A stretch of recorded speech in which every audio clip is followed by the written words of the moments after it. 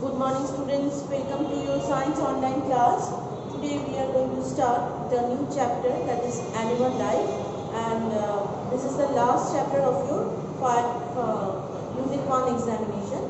So after seeing the name you can understand that in this chapter we are going to read about different types of animals and about their bodily features and how do they live and what do they eat and what is the way of their eating food, what types of food they eat, and according to that different types of animals are there, those who have different types of teeth, and in the continuing part we will see that what are their way of moving, how do they breathe, how do they parch, or how do they pray, and different animals, water animals or aquatic animals if you say, land animals, and animals those who fly, those who cannot fly, and at the end of the chapter we are going to read about the animals those who migrate from one place to the other.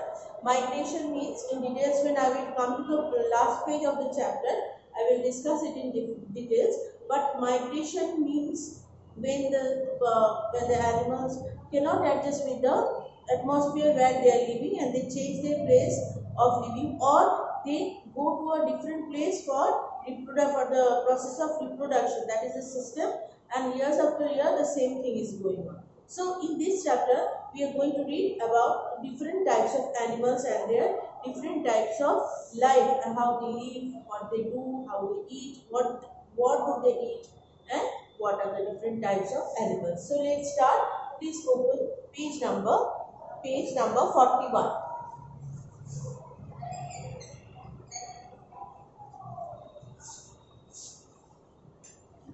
There are millions of different types of animals that live on Earth. Some animals such as amoeba are very tiny and can only be seen under a microscope. In the previous chapter when we were doing the plant life, where we have done what is cell, and cell is a very little part of our organ, and with the help of the cell the bodies are made. And amoeba also we have read that amoeba is the animal which is a one-celled animal, isn't it? And it can be only seen through with the help of a microscope.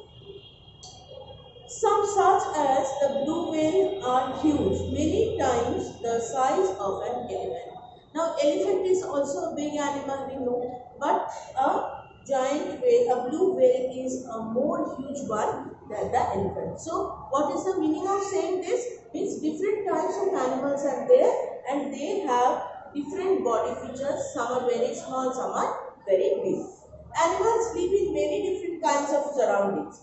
They are found in forests, rivers, seas, ponds, deserts, mountains, snow-covered areas, air, and even in our homes. So in our homes also we can see animals, not only cat and dog. We can see lizard on the wall as well. We can see pet birds, we can see pet cat, pet dogs, everything, isn't it? So different places where animals are living, they are having different types of food habit as well that we are going to see. The surroundings in which a living organism lives and survives is called its habitat. So the place where you are living and you are adjusting with the surrounding is called its habitat. Means where I stay, the surrounding is known as my own habitat. Animals have different features that help them to survive in their specific habitat. So in the later part of the chapter we will see that the animals are having different bodily features that will help them to understand the, or to cope up with the changes of this environment, or to adjust with the environment. Like we have already seen that polar bears, they are having a thick feather cover on their body with fur, isn't it? And that is protecting them to store the heat inside their body. So different, and in our country we will see the animals are there but they are having a very thin skin, because our India is a very summer dominated country, isn't it? So here we cannot wear, and our skin should not be very thick. But in places of mountain or polar regions, you will see the bear and the animals, they are with a thick, hairy or furry cover on their body. Now different body covers. Now different body covers means how the body, or the just like our body is protected by the skin, different animals are having different body features to protect their skin inside the protect their body, like just like we have skin. Some animals such as snake, turtle and tortoise have a shell that protects their soft bodies. So tortoise we have all seen in the zoo, their body is with a huge shell, isn't it very hard, and its body is very soft, and with the help of that shell the body is protected. Fish and reptiles have scale to protect them. Fish and reptiles, they have scale. Fish, you know, when we eat a fish, we used to remove the scales so that we get the flesh of the body of a fish, isn't it? When we eat, yes. Fish have thin scales and reptiles have hard leathery scales. The reptiles, we know, snakes and crocodiles, they are having thick scales on their body. Birds have feathers to protect them, keep them warm and help them to fly. So, what are the three functions which feathers are doing? Feathers are helping them to protect their body. It is also helping them to keep warm inside. Just like the fur I have given example, the fur is protecting the heat inside, which is very much required in the polar region. Just like that, with the help of the fur or the feather, the bird is protected and help them to fly. So feather is also helping them to fly. Mammals have hair on them, their bodies, to protect them and keep them warm. So mammals are also having some bodily hair here in their body, which helps them to keep warm. Animals like polar bears have a thick covering of hair called fur. So fur, I have already mentioned that in polar region it's too cold to bear the environment, isn't it? And for protecting themselves from that environment, God has created the fur in their body. Now we have seen the different types of body cover. In the next part, we are going to see that what are the different eating habits, different types of animals we have.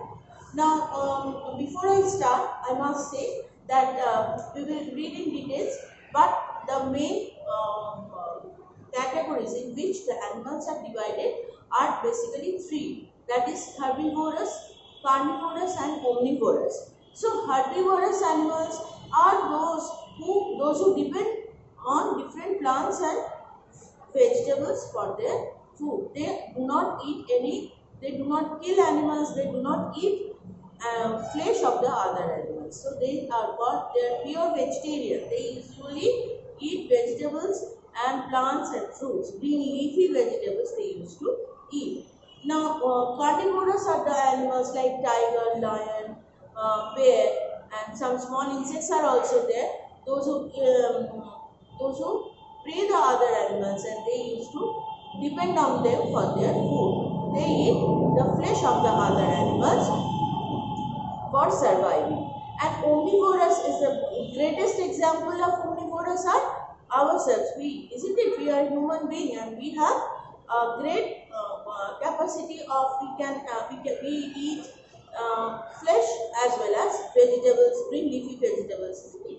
So the animals, those who eat both type of food like vegetables, plants and green leafy vegetables, and along with that the flesh of other animals are called omnivorous, because both of them they are eating the two different types of foods. So here we have seen that according to the eating habits we have divided the animals into mainly three categories: herbivorous, carnivorous and omnivorous.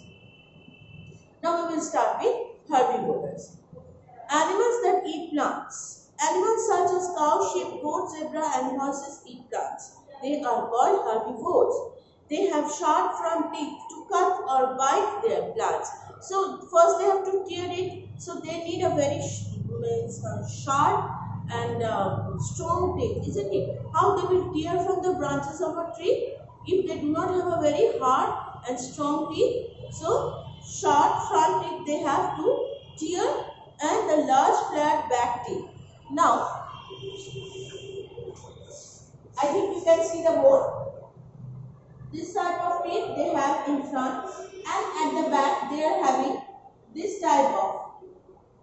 This is for tearing and this is for chewing. So this type of sharp, strong teeth, if they do not have, how they will tear the branches and leaves of a tree, and finally when the time of chewing is coming, they used to have a very flat and thick, flat and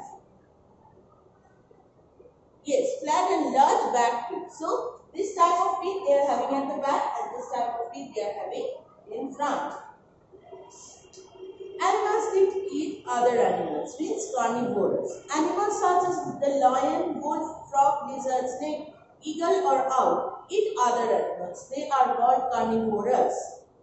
Lion, tiger and other meat eater means those who eat meat, have sharp pointed front teeth to tear the food and strong back teeth to chew the fleshy bones.